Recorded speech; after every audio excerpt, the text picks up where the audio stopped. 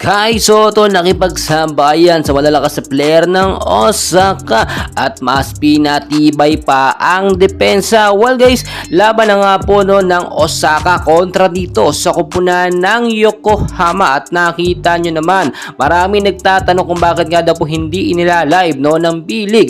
Etong laban nga po ng Yokohama at ng ating pambato na si Kai Soto, ang dami naghahanap ngayon and so far talagang napag-alaman natin hindi naman daw pang main event ang laban nitong ating pambato na si Kai Soto. Sa naging laban po ng Yokohama at ng Osaka, si Kai Soto po yung nakapagtala ng 2 points, 2 blocks at 2 rebounds no, and so far okay na po yan kaysa sa walang puntos na naitala.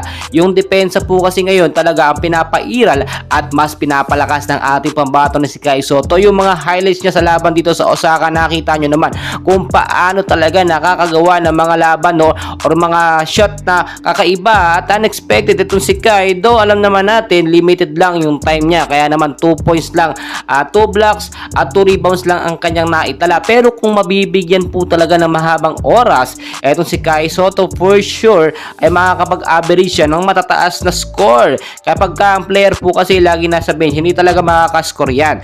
Ala pong problema sa ating pambato, and so far nakita nyo yung depensang ginagawa niya sa laban kontra sa Osaka. Etong si Coach Taketo lamang Aoki o si Coach Aoki lamang no, ang talagang nililimitahan ngayon ang laro ng ating pambato na si Kai Soto. Bakit nga ba nililimitahan? Alam nyo no, marami pa talagang magkakaroon pa ng mga sunod na game etong Yokohama at nire-reserve nga ang ating pambato sa mga susunod na game. Mamaya kasi no ay magsunod-sunod po ang laban, laging babad si Kai, baka ma-injury pa. Alam nyo naman may history etong si Kai Soto ng injury kapag minsan nasosobrahan or na-overhype ang kanyang laro. And kahit papaano naman no, nakakagawa si Kai Soto ng mga magagandang highlights. Wala man siya masyadong puntos, 2 points lang, pero yung mga blocks naman niya ay talagang tumatatak po sa laban.